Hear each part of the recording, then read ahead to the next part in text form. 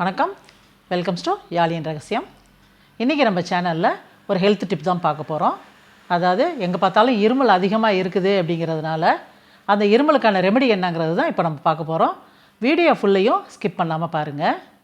இப்போ நான் ஃபஸ்ட்டு சொல்ல போகிறது இந்த இருமலுக்கான ஒரு ரெமெடி. அது ஃபஸ்ட் ரெமெடி இது மாதிரி ஒரு கொத்து முருங்கீரை, ஃப்ரெஷ்ஷான முருங்கீரை எடுத்துக்கோங்க.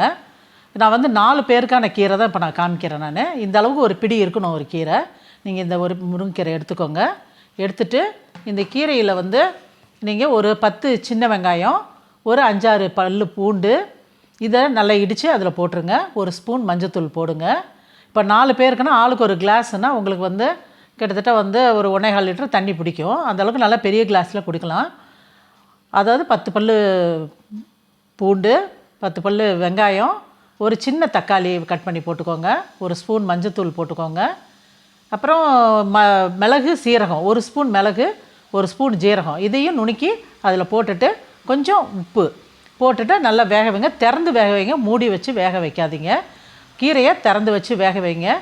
அந்த கீரை கொஞ்சம் தான் ஃப்ரெஷ்ஷான கீரைங்கிறதுனால ஒரு 5 நிமிஷத்தில் உங்களுக்கு வெந்துடும். நீங்கள் அதை வடிகட்டி நல்லா அந்த கீரையை வந்து அந்த ஃபில்டரில் போட்டு வடிகட்டும் போது நல்லா கரண்டியால் மசிச்சு விட்டுட்டிங்கன்னா நல்லா அதில் இருக்க அந்த தக்காளி, வெங்காயம், பூண்டு எல்லாம் வந்து உங்களுக்கு நல்லா குழம்பு நல்லா மசிஞ்சு ஃபுல்லாக ஃபில்டராகி கீழே இறங்கிடும்.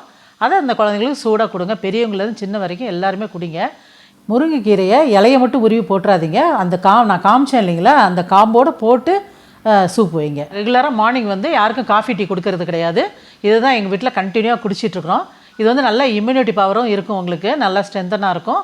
இருமல் உங்களுக்கு கட்டுப்பட்டு வரும். இப்போ தொடர் இருமல் வந்து நிறைய இடத்துல வந்து இன்ஃபெக்ஷன் இருக்குது. அதனால் எங்கள் வீட்டில் யாரும் இதை வந்து காஃபி டீ குடிக்கிறது கிடையாது. இந்த சூப்பு தான் நாங்கள் குடிச்சிட்டு வரோம்.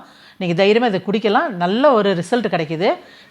இது இல்லாமல் உங்களுக்கு வந்து நிறைய பெனிஃபிட்ஸும் அதில் இருக்குது. நீங்கள் கண்டினியூவாக இதை வந்து ரெகுலராக குடிங்க.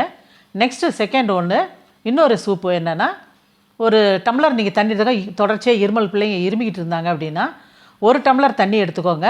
அதில் ஒரு 5-6 மிளகு, ஒரு 1/4 ஸ்பூன் ஜீரகம், அப்புறம் கொஞ்சம் மஞ்சத்தூள், இதெல்லாம் இடித்து நீங்கள் அதிலோட சேர்த்துட்டு கொதிக்க விடுங்க.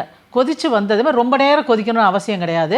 அதை இடித்து சேர்க்குறதுனால கொஞ்ச நேரம் கொதிச்சா போகிறோம். அதில் ஒரு கல் உப்பு ஒன்று போட்டு, அந்த உங்கள் டேஸ்ட்டு தகுந்த மாதிரி உப்பு குறைச்சி சேர்த்துக்கலாம். அது தப்பு கிடையாது. போட்டு அதையும் குடிக்க சூடாகவே, எதையுமே நீங்கள் வந்து சூடாக குடிங்க. அந்த தொண்டைக்கு எதமாகவும் இருக்கும். இருமல் உடனே கட்டுக்கு வரும். இதை கட்டாயமாக செஞ்சு பாருங்கள். நெக்ஸ்ட்டு ஒன்று, அதாவது நீங்கள் ரொம்ப இருமல் இருந்துகிட்டே இருக்குது அப்படிங்கும்போது பனங்கல்கண்டு இருக்குது இல்லைங்களா, அதை வந்து ஒரு 2-3 கல்கண்டு, நல்லா கொஞ்சம் பெரிய கல்கண்டை வாங்கி வாயில் சேர்த்து வச்சுட்டு ஒரு கிராம்பையும் அதோடு சேர்த்து வச்சு நீங்கள் மெதுவாக அந்த உமிழ்நீரை வந்து அப்படியே மெதுவாக முழுங்கிக்கிட்டு வரும்போது இருமல் டோட்டலாக கட்டுப்படும். உங்களுக்கு இருமல் ரொம்ப நேரம் வர்றது கிடையாது. அப்புறம் அந்த கிராம்பு மட்டும் உங்களுக்கு அப்படியே ஊறிடும். அதை வந்து மெதுவாக நீங்கள் கொஞ்சம் கொஞ்சமாக அதை சைடில் சேர்த்து வச்சுட்டு கொஞ்சம் கொஞ்சமாக அதை வந்து அந்த எச்சியை நீங்கள் முழுங்கும்போது உங்களுக்கு டோட்டலாக அந்த இருமல் வந்து உங்களுக்கு கட்டுக்கு வரும். இதையும் செய்யுங்க. அப்புறம் நைட்டில் வந்து ஒரு டம்ளர் பாலில் வந்து சித்திரத்தை எடுத்துக்கோங்க. சித்திரத்தைங்கிறது நீங்கள் கடையில் கிடைக்கும். சித்திரத்தை கேட்டிங்கன்னா உங்களுக்கு கிடைக்கும். அதை வந்து வாங்கி 1 இன்ச் அளவுக்கு அதை நசுக்கிட்டு அதோட ஒரு 10 மிளகு போட்டு அதையும் நசுக்கிட்டு அந்த பாலில் சேர்த்துட்டு மஞ்சத்தூள் அதையும் சேர்த்து நீங்கள் கொதிக்க விடுங்க. கொதித்து அது வந்து வந்த பிறகு ஒரு டம்ளர் பால் நீங்கள் ஊற்றுறீங்கன்னா ஒரு 1/2 டம்ளர் சுண்டி வர ஸ்டேஜில் கொஞ்சம் பனங்கல்கண்டு அதில் சேர்த்து, வேறு எதையும் சர்க்கரையோ வெல்லமோ சேர்க்கக்கூடாது. பனங்கல்கண்டு தான் சேர்க்கணும். பனங்கல்கண்டு சேர்த்து அதை வந்து நல்லா கொதிக்க விட்டுட்டு அதையும் குடிங்க. நைட்டு படுக்கும்போது அதை குடிச்சிட்டு படுத்திங்கன்னா இருமல் டோட்டலாக உங்களுக்கு அந்த நெஞ்சு சளி எல்லாம் கரைஞ்சி உங்களுக்கு வந்து மோஷனில் வெளியே வந்துடும். நீங்கள் அதையும் குடிங்க. நல்ல ரிசல்ட் கிடைக்கும். இது ஆடாதோட இலை இப்படி தான் இருக்கும். இதை பார்த்துக்கோங்க. இந்த இலையில் எப்படி சூப் வைக்கிறதுன்னு உங்களுக்கு சொல்கிறேன். இப்போ இந்த இலையில் வந்து உங்களுக்கு சென்டர் வந்து பெரிய நரம்பு இருக்கும். இந்த நரம்பை எடுத்துகிட்டு சின்ன சின்னதாக, இப்போ வந்து இந்த நரம்பு ஃபுல்லாக இப்படி பாருங்கள், இதை ஃபுல்லாக எடுத்துருங்க. நரம்பை எடுத்துகிட்டு இலையை மட்டும் சின்ன சின்னதாக பிச்சு போட்டு 1 டம்ளர் தண்ணியில் நீங்கள் ஒரு 100-150 ml தண்ணி எடுத்திங்கன்னா அதில் போட்டு நல்லா கொதிக்க வச்சுருங்க. கொதிக்க வச்சுட்டு அதில் வந்து எதுவுமே கலக்கக்கூடாது. பாதி டம்ளராக குறைஞ்சி வந்ததும் அதை நீங்கள் ஃபில்டர் பண்ணி குடிச்சிட்டு வாங்க. அதாவது எதுவுமே ஒரு 48 நாள் நீங்கள் குடிக்கும்போது நல்ல ரிசல்ட். நெஞ்சு சளி எவ்வளோ இருந்தாலும் இருமல் எல்லாத்தையுமே உங்களுக்கு போக்கும். இது நீங்கள் இந்த இலையும் நீங்கள் ட்ரை பண்ணுங்கள். அதே போல் இந்த முருங்கை இலை ஜூஸ் வந்து உங்களுக்கு வந்து அந்த சூப் வந்து காலையில் கம்பல்சரி எவ்வளோ தொடர் இருமலாக இருந்தாலும் நீங்கள் அதை குடிச்சு வாங்க, உங்களுக்கு நல்ல ரிசல்ட் கிடைக்கும். நான் கடைசியாக காமிச்ச இந்த ஆடாதோட இலை சூப் மட்டும் உங்களுக்கு வந்து தொடர்ச்சியாக 40 நாள் குடிச்சிங்கன்னா எவ்வளோ இந்த ஆஸ்மா கம்ப்ளைண்ட் இருக்கிற அந்த அளவுக்கு கூட உங்களுக்கு க்யூர் ஆகும். டெஃபினட்டாக இதை நீங்கள் ட்ரை பண்ணுங்கள். இது எல்லாமே நான் வந்து ட்ரை பண்ணி உங்களுக்கு வந்து நல்ல ரிசல்ட்டில் தான் உங்களுக்கு சொல்கிறேன் நான். அதனால் தைரியமாக நீங்கள் வந்து இதை வந்து ட்ரை பண்ணலாம். இந்த முருங்கரை சூப்பு தொடர்ச்சியாக குழந்தைங்க எல்லாருமே வீட்டில் நிறைய இருமுறாங்க, இன்ஃபெக்ஷன் நிறையா இருக்குது.